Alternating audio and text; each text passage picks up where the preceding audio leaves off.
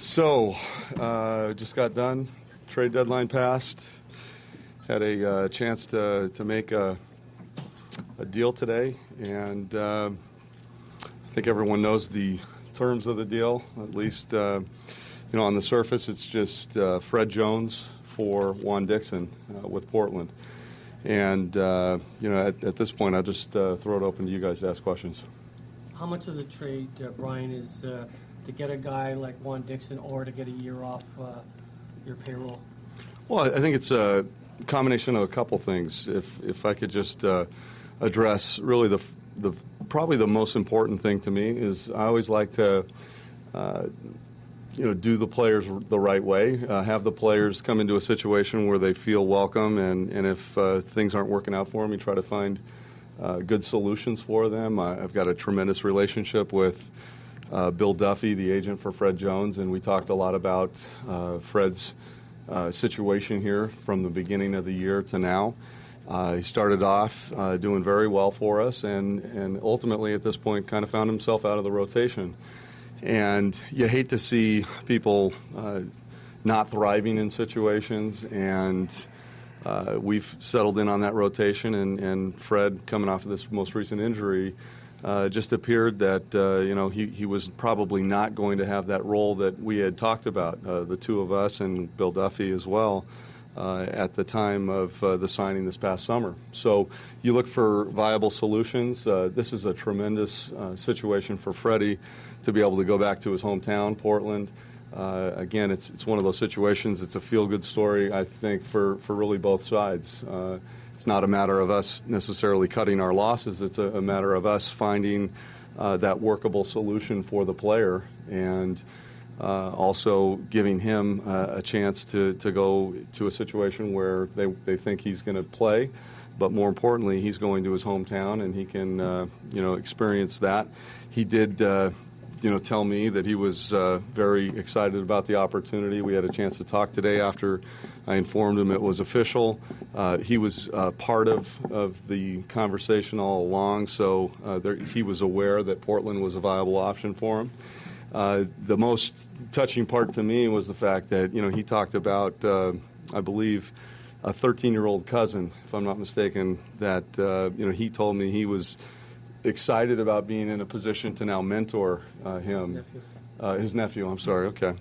But it was, it was great. It was great to hear that was first and foremost on his mind, rather than just the basketball situation. And with respect to what we're getting a player that has done very well in this league in a short career to date. He's played, a few seasons here where, his career numbers tell you that he's a contributor, just like, Freddie is a contributor in this league. And we think that with his ability to maybe play both guard positions, that versatility that we always strive for and look for, he's going to have a chance to come in and, certainly participate in the way that, perhaps we had envisioned Freddie playing. But, they're very similar in terms of statistics. They're very similar in terms of age. Size-wise, you've got one that's got a little more girth and strength, and another one that's perhaps a little bit more of a finesse offensive player. But, clearly Juan has proven that he belongs in this league, and, we'll see how he affects our team. There's 50 or so days left in the season. We've got roughly 30 games, and we'll see if he's a factor in our plans. But we certainly look forward to giving him every opportunity to break into the rotation and see where it takes us. The fact that there is one fewer year on the deal, it's attractive to the flexibility aspect of what we look for in the future. And I've always got an eye on the now, but you've got to always have the option to make adjustments, to make trades, to add players, and having one less year and a little less salary for the next two seasons, this one included, is certainly an attractive part of the deal. Bryan, your organization always talks about bringing in quality people. We know Fred was a good guy. What do you have to say in that regard about Juan Dixon?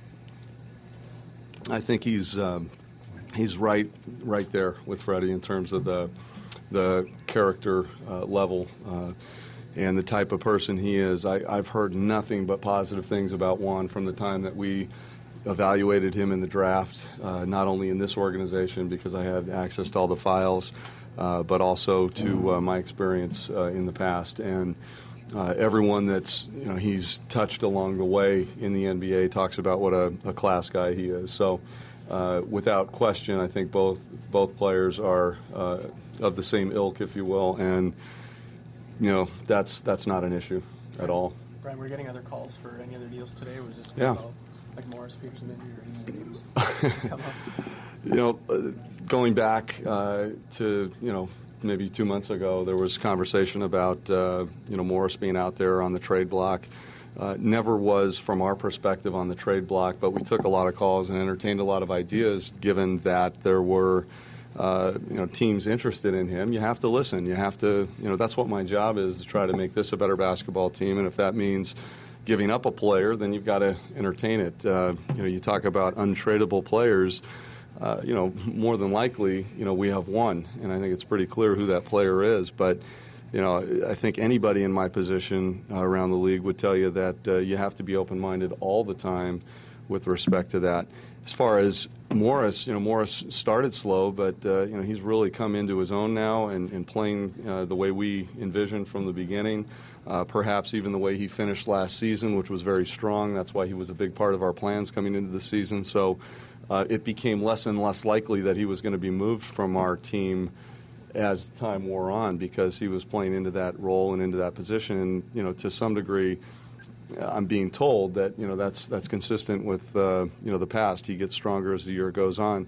And he really has been a factor in our recent success, our recent run of success. And, Morris, as I said earlier, is a quality, very, he's the highest level of person. He's got great character. He was never disruptive in any way, despite the fact that his name was being thrown around. A lot of times those conversations were conversations that stemmed from perhaps someone else talking, and ultimately teams talking to the media in other markets, and then the next thing things take a life of their own. But we never really got serious in terms of a conversation regarding Morris Peterson.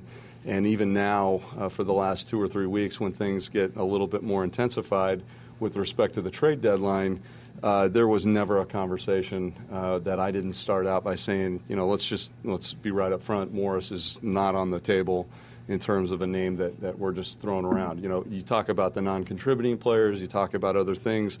We've got too good of a thing going here to break up the core, break up some of those positive steps that we're taking. And again, it's not just what you see on the floor, but we've got a group of players playing together. We've got flexibility for the future.